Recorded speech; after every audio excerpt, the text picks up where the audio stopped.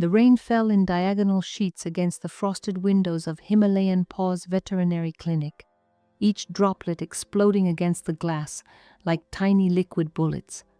Dr. Priya Sharma rubbed her stiff neck as she counted the day's meager earnings, just enough to restock the deworming medications. The mountain storms had kept most villagers indoors today, leaving only a limping stray and 2 goat vaccinations in her appointment book. A sharp crack of thunder shook the wooden building, making the glass vials tremble in their cabinets. Priya jumped, her chai spilling across the reception desk. As she mopped up the mess with stained clinic towels, another sound cut through the storm's roar. Not thunder this time, but a high-pitched whimper that raised the hairs on her arms. "Hello?" she called out, flicking on the porch light. The bulb buzzed weakly, casting a jaundiced glow over the muddy courtyard. At first she saw nothing but the silhouettes of pine trees thrashing in the wind. Then movement caught her eye, a flash of silver near the rusted dog kennels. Priya grabbed her waterproof jacket, the cheap plastic crinkling as she shoved her arms through the sleeves. The moment she stepped outside, icy rain needled her face. She squinted through the downpour at the trembling shape pressed against the clinic's foundation. It was a dog, or at least it resembled one. Its silver-blue fur lay matted against a gaunt frame, ribs visible even in the poor lighting. But what made Priya's breath hitch were its eyes, an unnatural cerulean blue that seemed to glow faintly in the darkness, too intelligent, too human in their focus. "Easy there," she murmured, crouching slowly. The animal didn't growl or retreat like most strays. Instead, it tilted its head, studying her with an intensity that made her skin prickle. Its nostrils flared as if memorizing her scent. Another thunderclap exploded overhead. The dog flinched, its entire body tensing. Without thinking, Priya scooped it up, surprised by how light it felt despite its size. The dog didn't struggle. Its fur smelled of wet earth and something else, an odd metallic tang, like old coins or blood, she realized, spotting the jagged cut along its left foreleg. The wound didn't look fresh, but the edges were an angry red. The dog followed her gaze, then looked back at her with what she could swear was expectation. The clinic door banged shut behind them, startling them both. Priya carried her strange patient to the examination table, the dog's unnerving eyes tracking every movement as she gathered supplies. When she reached for the antiseptic, the dog actually lifted its injured leg toward her. "That's not normal," she whispered. The dog blinked slowly, as if acknowledging her statement. A chill ran down Priya's spine that had nothing to do with her damp clothes. As she cleaned the wound, she noticed more oddities. The paws had unusual dexterity, almost like they could grasp objects. The canine teeth were slightly too long, and those eyes. In the bright clinic lights, she could see flecks of gold radiating from the pupils like miniature sunbursts. "You're not from around here, are you?" she murmured. The dog's ears pricked forward at her voice. When she reached to check for a microchip, it deliberately turned its head away, avoiding the scanner in a movement that felt too calculated for an animal. Outside, the storm reached a crescendo. A tree branch snapped against the clinic roof, making them both jump. The dog pressed closer to her, its body trembling. Whether from cold or fear, Priya couldn't tell. Its breath came in quick puffs against her wrist, surprisingly warm. "Well," she sighed, running a hand through the dog's damp fur, "I can't very well send you back out there." The words hung between them, heavy with unspoken questions. The dog exhaled sharply through its nose, almost like a sigh of relief. Priya fashioned a makeshift bed from old blankets in the clinic's storage room. As she turned to leave, the dog made a strange noise, not a whine or bark, but a soft, melodic hum that resonated in her chest. She froze, goosebumps rising on her arms. When she looked back, the dog had curled into a tight ball, those impossible blue eyes watching her through the darkness. They stayed open long after Priya turned off the lights, glowing faintly like distant stars in the shadowed room. That night, Priya dreamed of running through snow-covered pines on all fours, her body light and powerful, the scent of wood smoke and something metallic guiding her toward a stone altar, where a figure in furs, weighted with a silver knife. She woke, gasping just before dawn, the taste of blood in her mouth. Downstairs, the silver dog stood at the clinic's front window, balanced perfectly on its hind legs, watching the first light creep over the Himalayas. It didn't turn when Priya entered, but its ears twitched at her sharp intake of breath. The rising sun painted the dog's fur in molten gold, revealing patterns that hadn't been visible in the storm's darkness, faint whorls and ridges in the fur that almost looked like symbols, ancient ones, the kind Priya had seen carved into standing stones high in the mountains. The dog finally turned its head, meeting her widened eyes. In that moment, Priya knew two things with absolute certainty. This was no ordinary stray, and her life would never be the same again. The morning after the storm, sunlight streamed through the clinic's windows, painting golden stripes across the tiled floor. Priya had decided to name the silver dog Neel, after the Himalayan blue poppies that grew in the high valleys. It seemed fitting for a creature with eyes like glacial ice. But as the days passed, Neel proved to be anything but ordinary. Priya had worked with dogs for years. She knew their sounds, the happy barks, the anxious whines, the warning growls. But Neel never made a single canine noise. No barking at passing livestock, no growling at stray cats that slinked past the clinic. Instead, he communicated in eerie silence. When hungry, he would sit perfectly still by his food bowl, those blue eyes fixed on her until she noticed. When thirsty, he tapped the metal water dish with one claw, 3 precise strikes, like a coded request. One evening, as Priya sorted through medical supplies, she absent-mindedly hummed an old folk tune. From the corner of the room, Neel's ears twitched. Then, to her shock, he repeated the melody back, not in a whine, but in a low, vibrating hum that mimicked the notes perfectly. Priya dropped the syringe she was holding. The glass shattered on the floor. Neel immediately went still, watching her reaction with unsettling intensity. "Did you just sing?" she whispered. Neel tilted his head, a very human gesture, and blinked slowly, as if considering whether to answer. Most dogs begged for food.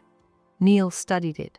When Priya cooked her dinner, a simple dal and rice, Neel didn't hover at her feet or drool like a normal dog. Instead, he perched on the kitchen's wooden bench, forepaws resting on the table, observing her every move with the focus of a sous chef. His eyes tracked the knife as she chopped onions. His nostrils flared when she added cumin to the hot oil. Once, when she burned a roti, Neel actually winced, an expression so human it made her skin prickle. "You act like you've cooked before," she muttered, half joking. Neel's gaze locked onto hers. Then, deliberately, he reached out a paw and pushed the salt shaker toward her just as she was about to reach for it. Priya froze. That wasn't a coincidence. The first time she caught Neel standing fully upright, she convinced herself she'd imagined it. She had been reading in bed when a shadow moved outside her window. At first, she thought it was a bear, until the silhouette resolved into Neel, balanced perfectly on his hind legs, front paws pressed against the glass as he stared into the dark forest beyond. His posture wasn't the clumsy, half-crouched stance of a dog begging for treats. No, he stood straight-backed, weight evenly distributed, like a man gazing at a familiar horizon. Priya held her breath. Neel's ears twitched at some distant sound, his head tilting in calculation. Then, with unnatural grace, he lowered himself back to all fours and padded away, leaving Priya with a racing heart. 3 days later, Priya made a chilling discovery. She always locked the clinic's back door at night, a habit from living alone in the mountains. But one morning she found it unlatched, the handle smudged with faint, muddy paw prints. Security footage, an old system she barely used, revealed the truth. At 2:17 a.m., Neel had approached the door. He sniffed the handle, then, with deliberate precision, placed both front paws on the knob, twisted and pushed the door open with his snout. Priya rewound the footage twice, her hands trembling. No dog could do that. Not without thumbs, not without understanding how doors worked. The final straw came a week later. Priya woke to the sound of rustling paper. She followed the noise to her study, where Neel stood before her bookshelf, his muzzle nudging a leather-bound journal onto the floor. It was her late father's diary, filled with notes on Himalayan folklore. Neel didn't startle when she entered. Instead, he looked at her, then at the open journal, its pages splayed to a sketch of a mountain shrine surrounded by carved wolf figures. A gust of wind howled through the cracked window, flipping the pages to another entry. Local legend speaks of the Kukur Devta, men cursed to live as dogs until their sins are forgiven. Neel's blue eyes gleamed in the moonlight. Then, in a voice so soft it might have been the wind, Priya heard, "Help me." The storm had passed, leaving behind an eerie silence that clung to the walls of Priya's mountain clinic. She lay in bed, staring at the ceiling, unable to shake the feeling that something was watching her from the shadows. The silver-furred dog, Neel, had been acting stranger than usual. His unnatural stillness, those unsettling blue eyes that seemed to follow her every move. Just yesterday, she had caught him standing by the window, his paws pressed against the glass, as he gazed at the distant peaks with an intensity that sent chills down her spine. Then, at midnight, the whispers began. At first, Priya thought it was the wind, a trick of the mountain air slipping through the cracks of the old wooden house, but as she lay there, her fingers tightening around the blanket, the murmurs grew clearer. They weren't random sounds, they were words. Her name, Priya. The voice was rasping, broken, as if spoken through a throat that had forgotten how to form human sounds. Yet beneath the distortion, she recognized something familiar, a cadence, a rhythm that made her heart lurch. Arjun, her brother, had been gone for years, vanished without a trace on a trek through these very mountains. The villagers had whispered of curses, of men who wandered too close to the sacred shrines and were never seen again. Priya had refused to believe it, but now, in the dead of night, his voice slithered through the darkness, calling to her from downstairs. Her bare feet touched the cold floorboards as she rose, her pulse hammering in her throat. The knife she kept under her pillow felt heavy in her hand. Every creak of the wood beneath her feet sounded like a thunderclap in the silence. The hallway stretched before her, shadows pooling in the corners, the moonlight casting jagged shapes across the walls. The whispers grew louder as she descended the stairs, not just one voice now, but two.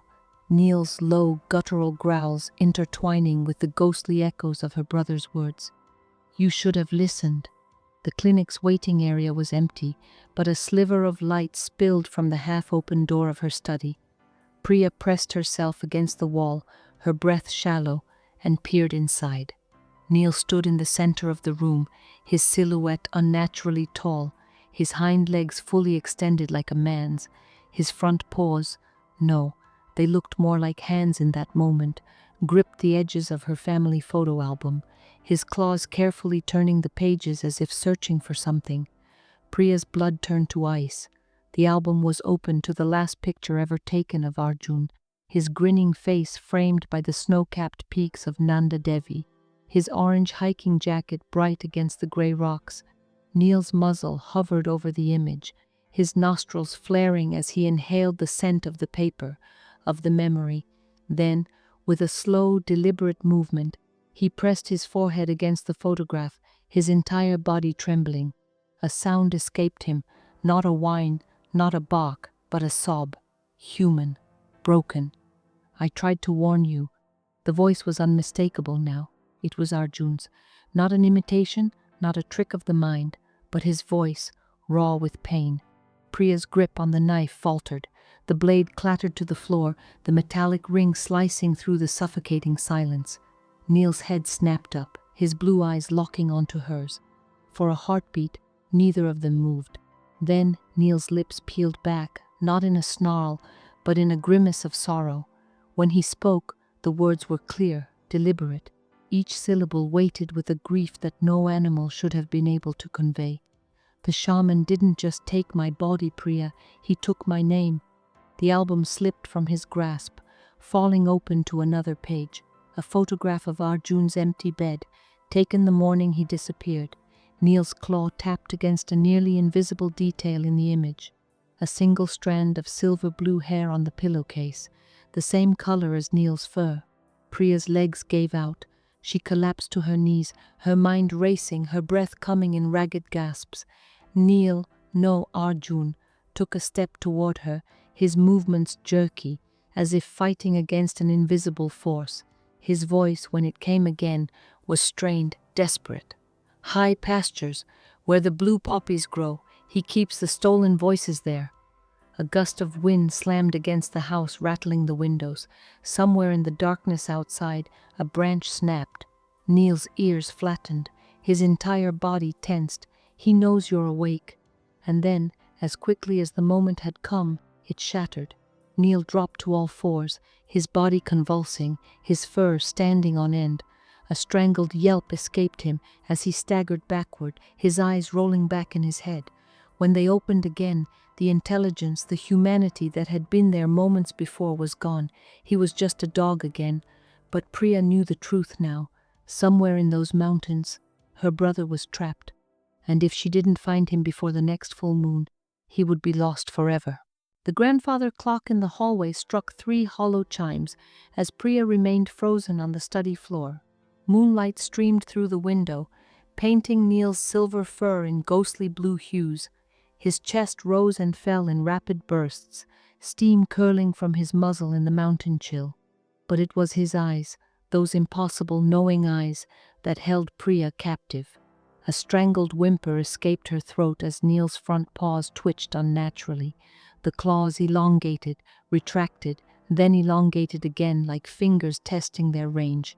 The joints popped with sickening cracks as they rotated in ways canine anatomy should never allow. Priya's stomach lurched when she realized he wasn't just standing like a human, he was becoming something in between. Priya. The voice that emerged was a grotesque amalgamation, part canine whine, part her brother's familiar baritone. The syllables slurred, as if spoken through a mouth not designed for human speech, yet the cadence was unmistakably Arjun's. That slight upward lilt at the end of her name, the way he'd always said it when begging her to listen. The photo album lay splayed between them, its plastic sheets reflecting the moonlight. The image of Arjun grinned up at them, his sun-browned face crinkled in laughter, arms slung around her shoulders at the base camp. Priya remembered that day with crystalline clarity, how the Sherpas had warned them not to wander after sunset, how Arjun had joked about local superstitions before sneaking out to photograph the legendary blue poppies. Neel's distorted paw hand slammed down on the photograph, claws piercing through the plastic. A drop of dark blood welled where the tip punctured Arjun's smiling face. "You remember?" The words came easier now, though his jowls quivered with the effort. The lights, the singing stones. Priya's breath hitched. No one knew about that except her and Arjun. That last night, he'd whispered about hearing crystalline humming from the glacier's edge, about will-o'-the-wisp lights dancing in patterns no natural phenomenon could explain. Neel's body suddenly spasmed, vertebrae popping like firecrackers as his spine elongated. His hind legs twisted at impossible angles, fur receding in patches to reveal mottled human skin beneath. A guttural scream tore from his throat, half howl, half man's cry of agony. Then, as suddenly as it began, the transformation halted. Neel collapsed onto his side, panting. When he lifted his head, his eyes held a terrifying clarity. "The shaman doesn't just steal bodies," he rasped. "He collects names." A memory surfaced. Old Dorje at the tea house warning about the Narakia sadhu. How the black shaman would trick travelers into speaking their full names at crossroads, then peel their identities away like bark from a birch tree. Neel's paw hand scrabbled at the album's next page. The photograph showed Arjun's empty cot at base camp, taken by investigators the morning after his disappearance. At first glance, nothing seemed amiss. Then Priya saw what Neel's claw indicated, a single strand of silver blue hair coiled on the pillow, identical to Neel's fur. 10 years, Neel Arjun whispered. 10 years I've watched through canine eyes while he wears my skin in the high pastures. The horror of it crashed over Priya. That thing walking the villages, smiling her brother's smile. It wasn't some imposter. It was Arjun's hollowed-out shell, animated by whatever dark force had trapped his soul in this half-state. A gust of wind rattled the window panes. Neel's head snapped toward the sound, ears flattening. His next words came in a rushed, panicked whisper. The altar stands where 3 glaciers meet. The stones, they sing when the moon is right. He's added 7 new names since me. His body began shuddering violently, fur rippling as the human glint faded from his eyes. Find the marking stones. Follow the blue lights. With a final heart-wrenching whine, Neel collapsed fully. His breathing evened out into the rhythmic pattern of ordinary canine sleep. Priya sat in the pooling moonlight, tears carving hot trails down her frozen cheeks. Outside, the first hints of dawn tinged the snowcaps pink. Somewhere in those mountains, her brother's stolen body walked with a stranger's soul, and here in her study lay the key to bringing him home. She gently lifted Neel's head onto her lap, fingers combing through his silver fur. The answer had been with her all along, not lost, but hidden in plain sight, just waiting for her to see. Tomorrow, she would follow the blue lights to where the singing stones kept their vigil. Tomorrow, she would face whatever wore Arjun's face. But tonight, she would mourn the brother she'd thought dead and prepare to rescue the one trapped between worlds. The first watery light of dawn filtered through the study window, casting elongated shadows that twitched like living things across the walls. Priya sat cross-legged on the floor, her back pressed against the cold radiator, the photo album splayed open across her lap. Neel lay panting before her, his silver-blue fur matted with sweat despite the mountain chill. His ribcage expanded and contracted in labored breaths, each exhalation carrying a faint metallic odor, like old coins or blood. The transformation had taken its toll. Patches of Neel's fur now stood in unnatural whirls, revealing glimpses of mottled pink skin beneath. His front paws, no, they were closer to hands now, the digits elongated and twitching with nervous energy, curled and uncurled against the wooden floorboards. But it was his eyes that held Priya transfixed. The cerulean blue had deepened, the pupils slit vertically like a cat's, yet swimming with human awareness. "You need to understand," Neel began, his voice a grotesque symphony of growls and Arjun's familiar timbre. "The shaman didn't just punish me, he made me part of his collection."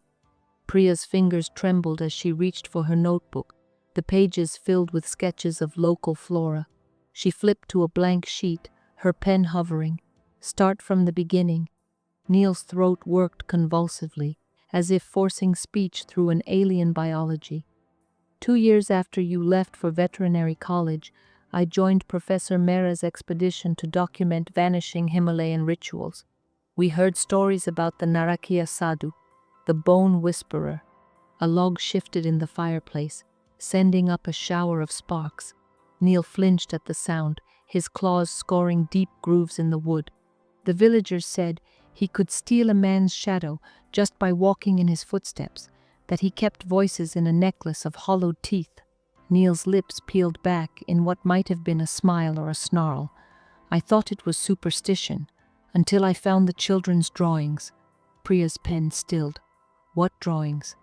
In the monastery at Dungri, the monks let me see their oldest manuscripts, not the sacred texts, but the ones they kept hidden, drawings made by shepherds' children over generations. Neel's breathing hitched. The same figure appeared again and again, a man with no face surrounded by animals that stood like people. A sudden gust rattled the window panes. Neel's head snapped toward the sound, his ears rotating independently like a predator tracking prey. When he spoke again, his voice had changed subtly, less canine, more distinctly Arjun. I followed the trail of stories higher into the mountains, past the tree line where the blue poppies grow. That's where I found the standing stones. Priya's breath caught. She remembered Arjun's last letter, postmarked from a remote village. He'd written about discovering a circle of singing stones that emitted eerie harmonics when the wind blew from the east. They weren't just stones, Neel continued, they were teeth, giant fossilized teeth from some thing that shouldn't exist. And at their center, his body convulsed violently, a strangled yelp escaping his jaws. When the spasms passed, his speech came faster, more urgent. The altar wasn't stone, it was bone, old, so old it had turned black. And the shaman was there, performing some kind of feeding ritual, not with food, with names. Priya's stomach turned. Names? Written on birch bark strips in a script that squirmed like worms. He'd burned them one by one, and with each burning, Neel's pupils dilated until the blue was nearly swallowed by black. One of those hollow-eyed things would collapse, then get back up changed, their faces smoother, younger, as if the fire was rewriting them. The temperature in the room seemed to drop several degrees. Priya realized she was holding her pen so tightly the plastic had cracked. I tried to leave, but the blue lights came. Not will-o'-the-wisps, not gas. They moved with purpose, herding me toward the cliff's edge. Neel's tongue lolled in a pant that might have been a laugh. The last thing I heard was the shaman whispering, "You wanted knowledge, now you'll wear it." A terrible understanding dawned on Priya. The silver fur, the blue eyes. You didn't just get trapped in any dog's body, did you? Neel's muzzle twisted in something approximating a human smile. Now you see, the mountain keeps its own. The first victims weren't turned into livestock or vermin. They became the guardians, the kukur devta, the divine hounds. Priya's mind raced, piecing together local legends she'd heard as a child. The sacred dogs that supposedly guided lost souls to the afterlife. The stories of blue-eyed wolves that could walk like men. The shaman's first experiments, she whispered. Neel nodded stiffly. His failures, the ones who resisted the change too much to be useful as hollow ones. So he gave them a new purpose, to scare people away from his real work. A sudden thought struck Priya. But you're different. You can still, remember, still fight it. For the first time, Neel looked away. Because I wasn't just cursed, I was chosen. The shaman needed a replacement. His voice dropped to a whisper. My body walks the villages now, smiling my smile, collecting names for him. And when the moon is right, Priya didn't need him to finish. The pieces clicked into place with terrible clarity. The shaman wasn't just stealing identities, he was building an army. And Arjun's stolen body was helping him. The kangling, she said suddenly, remembering an old folk tale, the bone trumpet that calls souls home. Neel's ears pricked up. You know of it? Grandmother's stories. She said a true shaman could trap 100 voices in a single thigh bone. Priya's pulse pounded in her temples. That's how we break the curse, isn't it? Find the kangling and sound it at the altar, yes, Neel interrupted. But it's not just about retrieving it. The instrument must be played by the one who was cursed. Which means Priya's blood ran cold. You'd have to be there, in that body. Neel's silence was answer enough. Outside, the rising sun painted the snowcaps gold. Somewhere in those mountains, a thing wearing Arjun's face was waking up, and Priya now knew with dreadful certainty what she would have to do to get her brother back. The path ahead was clear, if unthinkable. She would have to help the shaman's newest recruit die. The silence was the first warning. Priya had spent enough nights in the Himalayan foothills to know the mountains were never truly quiet. Even in the dead of winter, there was always the rustle of pine needles, the distant cry of a snow leopard, the whisper of wind through the valley. But tonight, the world had gone still in a way that made the hair on her arms stand upright. Neel sensed it too. The silver-furred dog lay beside the dying fire, his body rigid, his ears twitching at sounds Priya couldn't hear. His blue eyes, still too human, too knowing, were fixed on the door. A low, continuous growl rumbled in his chest, the kind that spoke of deep instinctual terror rather than mere wariness. Then came the scent. It crept in first, through the cracks in the old wooden door, a cloying mixture of crushed juniper berries and something darker, metallic, like blood left to dry in the sun. Priya's nose wrinkled as the smell coiled through the room, thick enough to taste at the back of her throat. Neel's reaction was immediate. His hackles rose, his lips peeling back from teeth that seemed sharper than they had that morning. His claws scrabbled against the floorboards as he backed away, his tail tucked tight between his legs. "He's here." The words weren't spoken aloud. They slithered into Priya's mind like smoke, carrying with them a wave of images.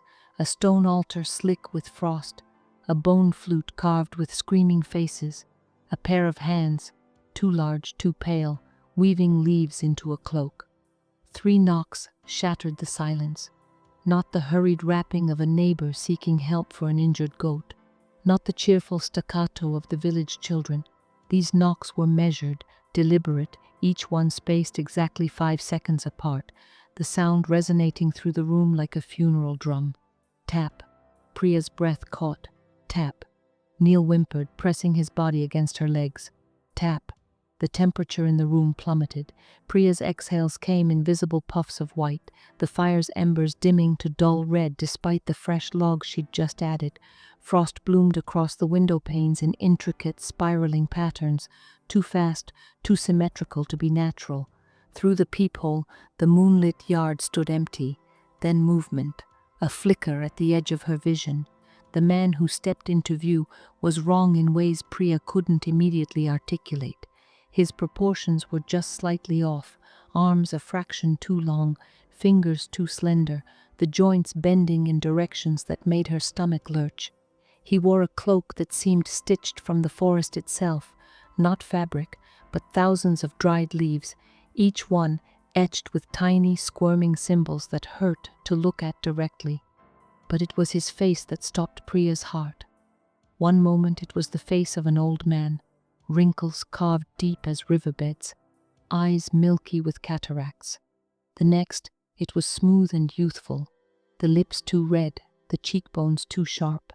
Then it shifted again, older still, the skin stretched taut over bone, the teeth visible through translucent flesh. Priya Sharma. The voice didn't come from his mouth, which remained curved in a smile that showed too many teeth, but from the air itself, vibrating through the walls, the floor, the very marrow of Priya's bones.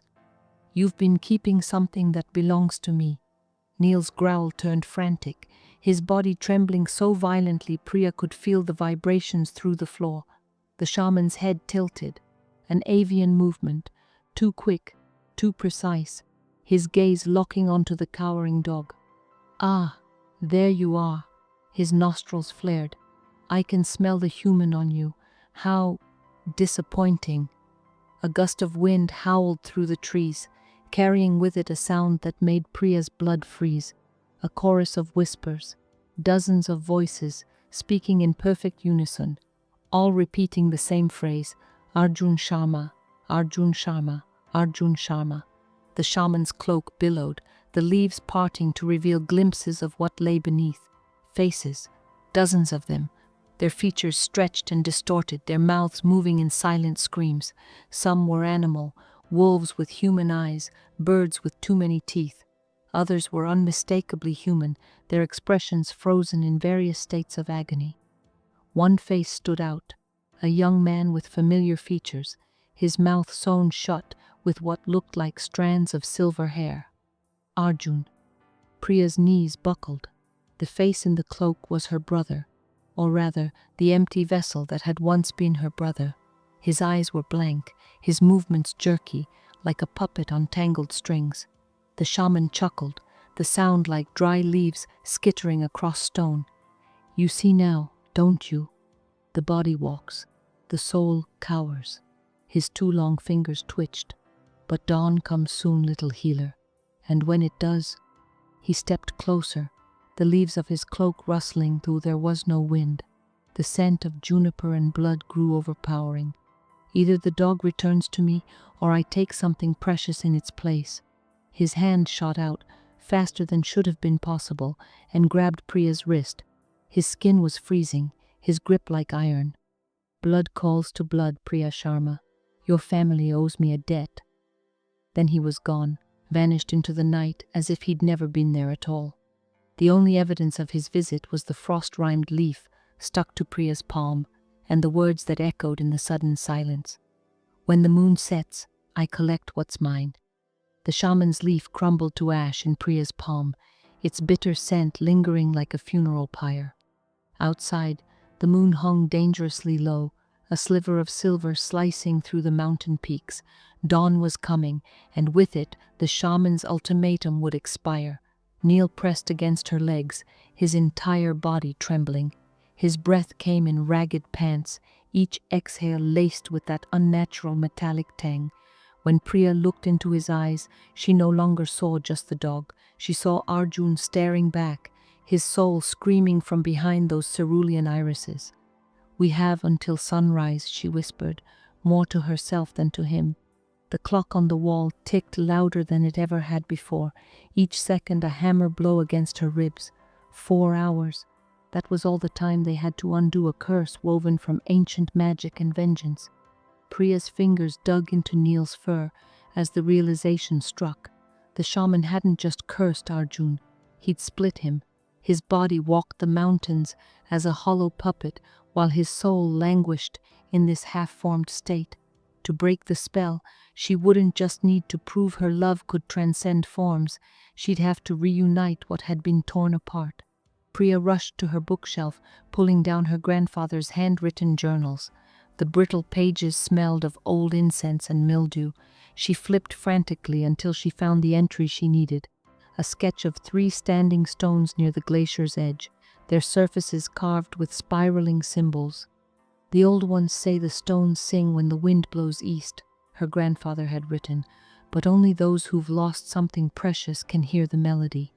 Neel whined, nudging her elbow with his muzzle. His paw, now more hand-like than ever, tapped the page where her grandfather had drawn a peculiar symbol, a circle within a triangle, bisected by a single vertical line. That's the shrine, Priya breathed, where the shaman keeps his collection. Neel's responding growl held no canine quality. It was pure human fury.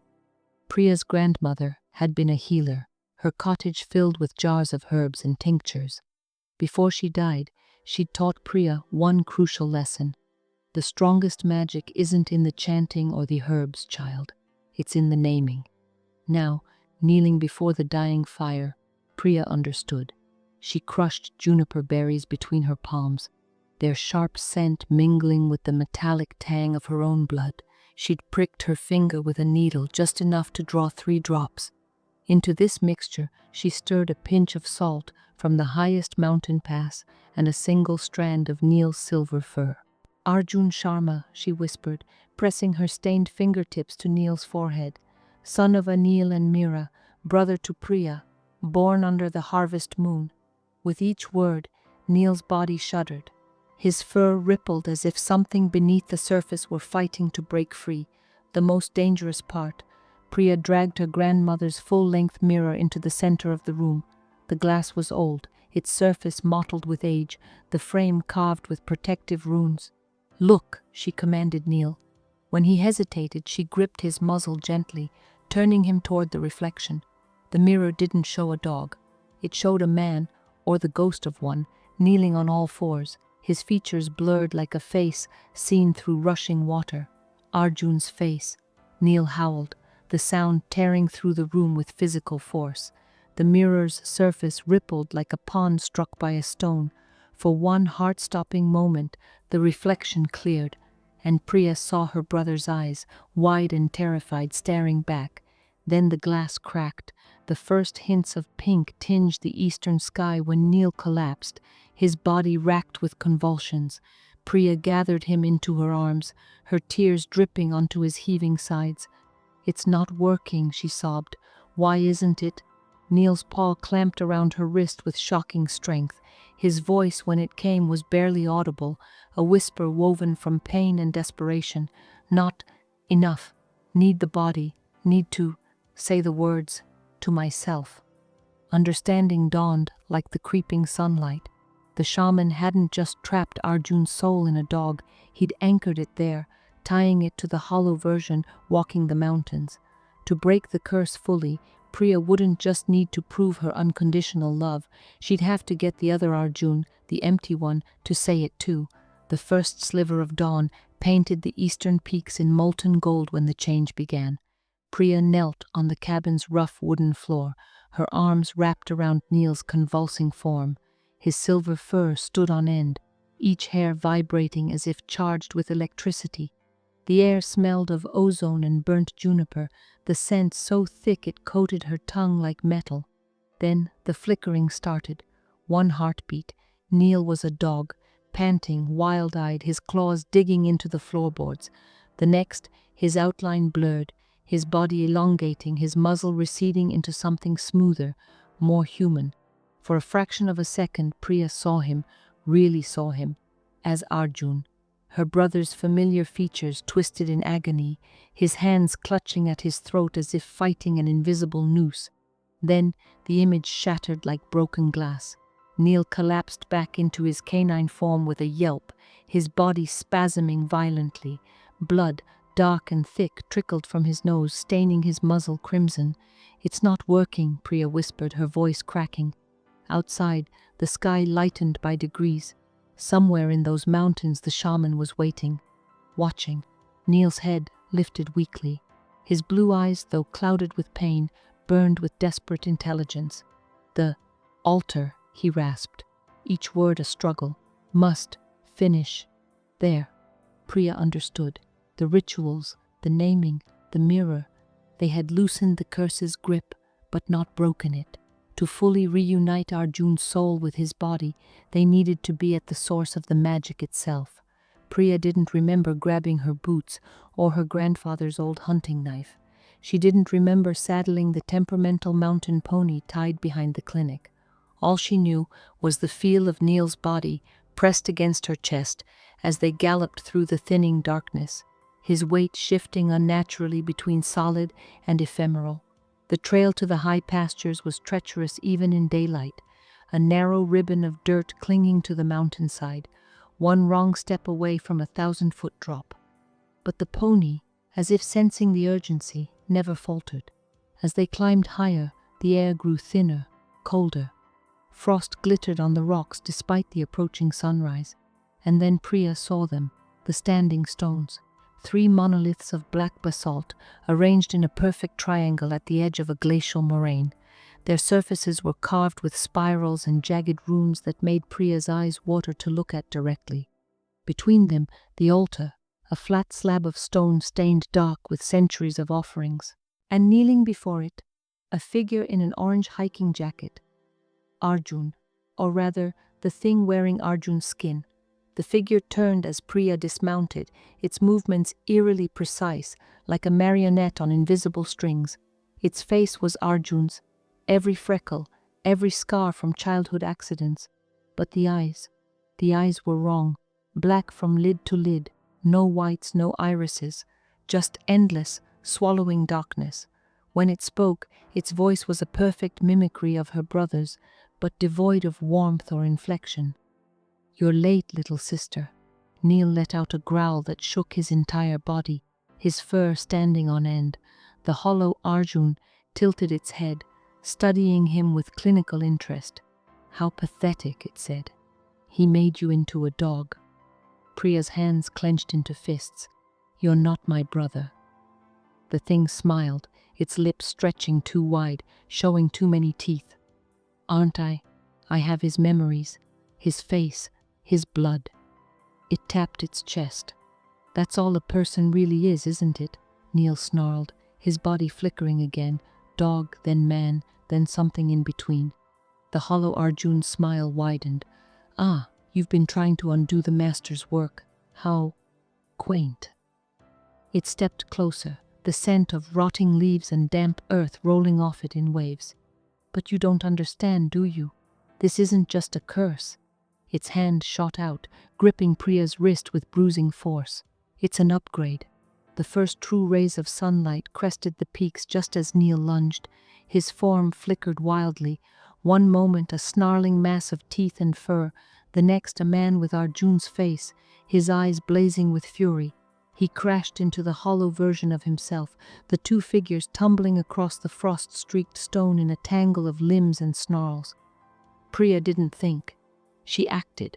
Snatching up a shard of black glass from the altar's base, she sliced her palm open, letting her blood drip onto the ancient stone. Then she began to chant, the same words her grandmother had taught her, the ones for calling lost things home. By blood and bone, by name and breath, what was sundered, I make whole again. The hollow Arjun screamed, a sound like tearing metal, as golden light erupted from the altar, wrapping around the struggling figures. The standing stones began to hum, their vibrations shaking the ground beneath Priya's feet. For one endless moment the world stood still. Then, Priya, a voice she hadn't heard in 10 years, a voice she'd feared she'd never hear again, her brother's real voice. The golden light from the altar pulsed like a dying star before collapsing inward with a thunderclap that shook the mountains. Priya stumbled back, her ears ringing, her vision swimming with afterimages. When the spots cleared, she saw him. Arjun. Her Arjun. Not the hollow puppet that had worn his face, not the half-formed specter she'd glimpsed in Neel's flickering form, but her brother, flesh and blood and real, crumpled naked on the frost-rimed stones, his chest heaving as he gulped in great lungfuls of thin mountain air. For one terrible second, he didn't recognize her. His eyes, no longer black pits but their familiar warm brown, darted wildly, unfocused, his fingers scrabbling at the rock beneath him as if expecting claws instead of human nails. Then his gaze locked onto hers. Priya! His voice cracked from disuse, the syllables clumsy in his mouth. You're really... Priya didn't let him finish. She crashed to her knees beside him, her arms wrapping around his too thin frame, her face buried in the crook of his neck, where the scent of juniper and dog fur still clung to his skin. He felt fragile in her arms, all sharp angles and trembling muscle, but his heartbeat against her chest was strong, steady, human. Behind them, the hollow thing that had worn Arjun's face lay motionless, its orange jacket deflating like a shed skin. As Priya watched, the morning wind caught it, scattering the fabric across the stones in tattered ribbons that dissolved into black smoke before they touched the ground. The shaman's howl of rage came from everywhere and nowhere at once. The mountains themselves seemed to scream as the first true rays of sunlight crested the peaks. The sound faded into the wind, but not before Priya caught the whispered promise laced through it. This isn't over. Getting Arjun down the mountain should have been impossible. He could barely stand, his legs, newly human after a decade, buckling under his own weight. His hands kept flying to his throat, his mouth, his face, as if reassuring himself that his body was truly his own again. But somehow, between Priya's stubbornness and the mountain pony's patience, they made it. By the time they reached the tree line, color had begun returning to Arjun's cheeks. By the clinic's doorstep, he was walking unaided, though his steps were those of a newborn fawn, wobbly, uncertain, but gaining strength with each passing minute. It wasn't until they crossed the threshold that he spoke again. He wanted my body for a reason, Priya. His voice was stronger now, though his fingers still trembled where they gripped her shoulder.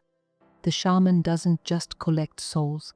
He consumes them, uses them to feed whatever ancient thing lives in those stones. Priya's blood ran cold. What ancient thing? Arjun opened his mouth to answer, then froze, his eyes locking onto something over her shoulder. Priya turned slowly, already knowing what she'd see. The mirror. Her grandmother's cracked mirror still stood where she'd left it, its surface reflecting the early morning light. Only now the fractures in the glass had arranged themselves into a perfect spiral, the same symbol carved into the standing stones, and in its center something moved. The glass showed neither Priya nor Arjun's reflection. Instead, it displayed a cavern deep beneath the mountains, a cavern lined with hundreds of standing stones, each one pulsing with that same golden light that had freed Arjun. At their center knelt the shaman, his leaf cloak spread around him like wings.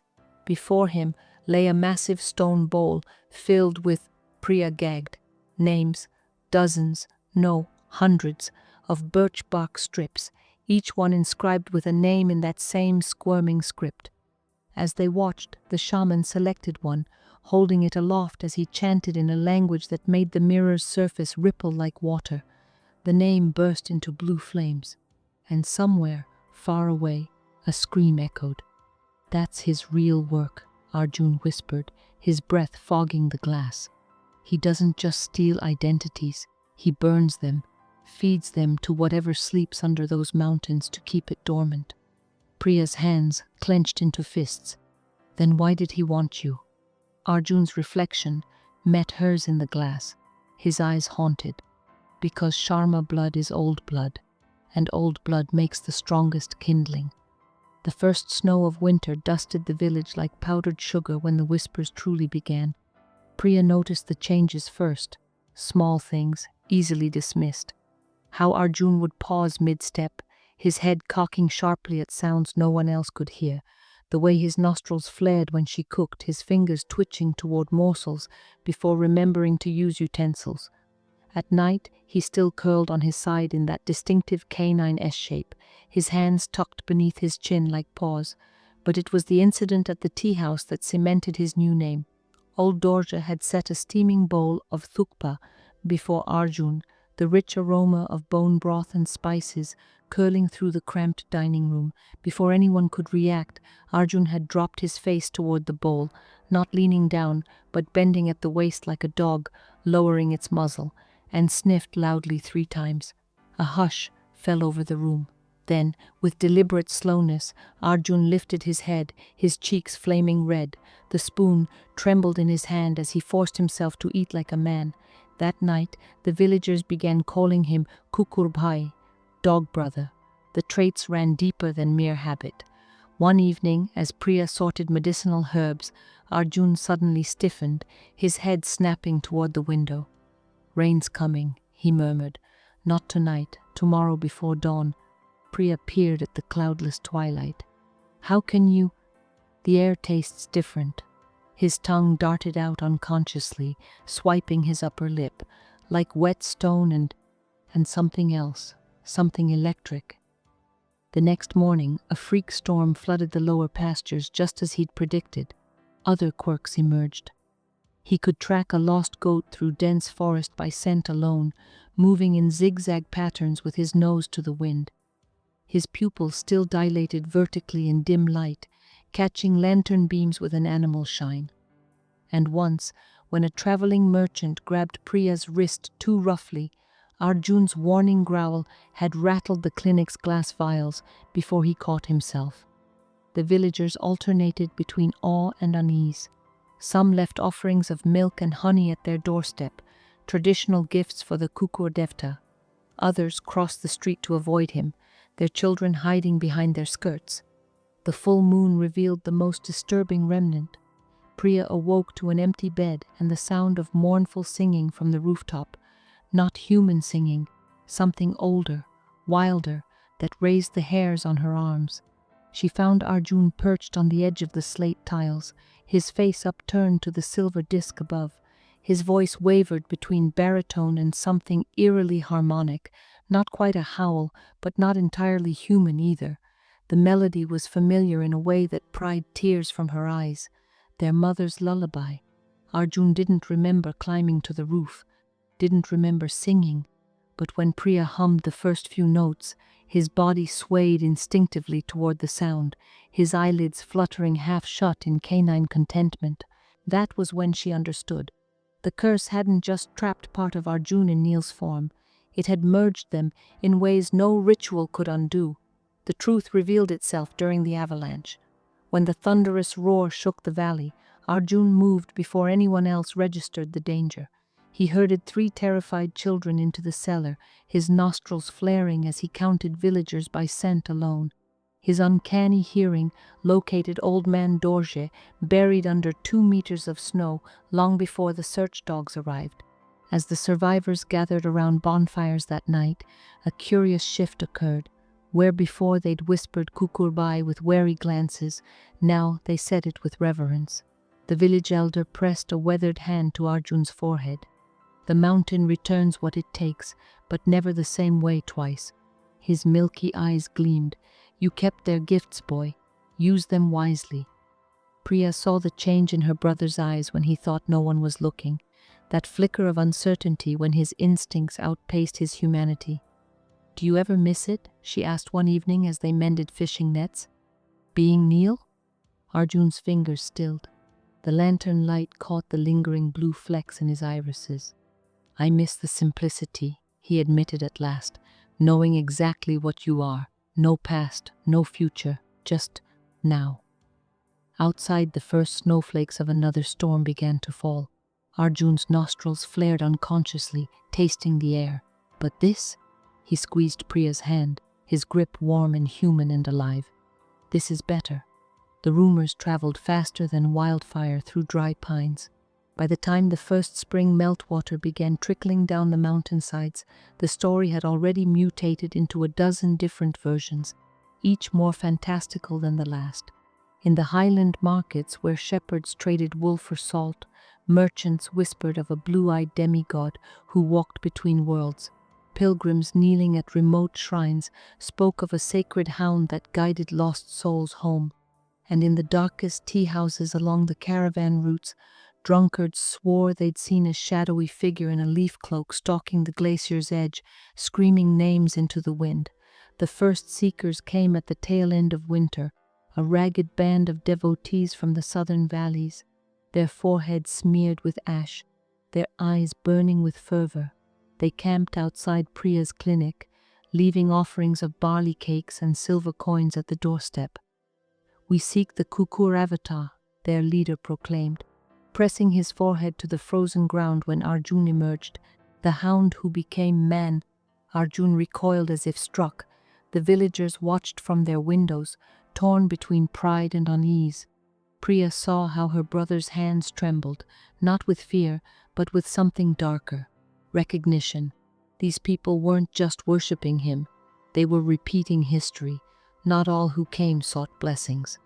A bone-thin woman from the eastern passes arrived one moonless night, her arms crisscrossed with self-inflicted cuts. "The black shaman sends his regards," she hissed before spitting on the clinic steps. Her saliva sizzled where it struck the wood, eating through the lacquer like acid. In the neighboring village, children began disappearing near the standing stones, just for a few hours, but they always returned changed, quieter, their eyes slightly too reflective in the dark. When questioned, they spoke of a nice doggy man who played with them in the caves. And on the morning of the spring equinox, every mirror in the valley shattered simultaneously, their fragments forming the same spiral symbol that had appeared in Priya's glass. The final warning came from an unexpected source, the ancient apricot tree behind the clinic, which had stood barren for decades. Overnight, it burst into unnatural bloom, its gnarled branches heavy with fruit. But when Priya plucked one, the skin split to reveal not flesh, but a human eye, its pupil slit like a cat's. That same evening, the village elders called a council. "You've angered the old powers," croaked old Dorje, his arthritic fingers worrying at a string of dried juniper berries. The shaman was never acting alone. He was a caretaker for something far older. As if summoned by the words, the ground trembled beneath their feet. Not an earthquake, but something far more deliberate. A knocking from deep below. Tap, tap, tap. The morning they hung the sign above the tea-house door, the entire valley held its breath. Sharma Brothers Himalayan Tea and Healing swung gently in the mountain breeze, its hand-carved letters still sticky with lacquer. Beneath it, mounted on a pedestal of river-smoothed stones, stood the silver dog statue, its blue glass eyes catching the sunlight just like Neel's had. The artisans had captured his exact posture, head slightly tilted, ears perked forward, as if listening to secrets carried on the wind.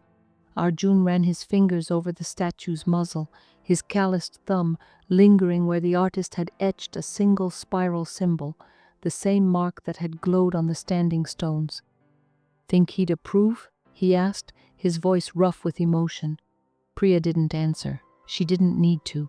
The warm nudge against her leg said everything. They came hesitantly at first, village elders, sipping buttered tea in the corner, shooting wary glances at Arjun as he moved between tables. His gait was human now, mostly, though he still paused sometimes when a particular scent caught his attention, his nostrils flaring unconsciously. But when little Tashi from the baker's family tripped and gashed her knee on the doorstep, it was Arjun who reacted first. He was across the room before the first tear fell, his nose twitching as he sniffed the wound. "Not deep," he murmured, more to himself than the sobbing girl. "Needs yarrow, not stitches." The villagers watched, transfixed, as he crushed the herb between his palms and pressed it to the cut. Within minutes, the bleeding stopped. By evening, the story had spread. Dog brother heals like the Kukur Devta of old. Every evening at twilight, Arjun placed a steaming bowl of broth by the statue, just as Priya had done for Neel during those first uncertain weeks. The villagers began adding their own offerings. A shepherd left a tuft of lamb's wool. The blacksmith's daughter tied a red ribbon around its neck. Even old Dorje contributed, placing a dried juniper berry in its paws each morning. The statue never moved, never blinked. But sometimes, when the firelight hit the blue glass eyes just right, patrons swore they saw something shift in their depths. The real miracle came during the first snowstorm of the season. A group of stranded travelers stumbled into the tea house, half frozen and babbling about a blue-eyed wolf that had led them through the blizzard. As Priya wrapped them in blankets, one of the men gasped. "That's it," he pointed a trembling finger at the statue. "That's what saved us." Arjun and Priya exchanged glances. The statue hadn't moved from its pedestal in months, yet when they checked the doorstep at dawn, they found fresh paw prints in the snow, leading not to the tea house, but away from it, vanishing abruptly at the tree line, as if the maker had simply dissolved into the wind. Years later, when travelers asked about the silver dog statue, the villagers would smile secretively and pour an extra cup of tea, leaving it by the window where moonlight could kiss the rim. Some said the offerings disappeared by morning. Others claimed to see a shadowy figure with glowing blue eyes curled protectively around the building during storms. A few even swore they'd heard contented sighs in the empty tea house after closing, as if some unseen presence still guarded its favorite humans. But Priya and Arjun never confirmed the rumors. They simply kept the statue polished, its eyes gleaming, and made sure no traveler ever left their door hungry or unhealed, because in the Himalayas, some bonds transcend form, and some guardians never truly leave. True family isn't defined by blood or species, but by who stands with you in the darkest storms, whether on 2 legs or 4.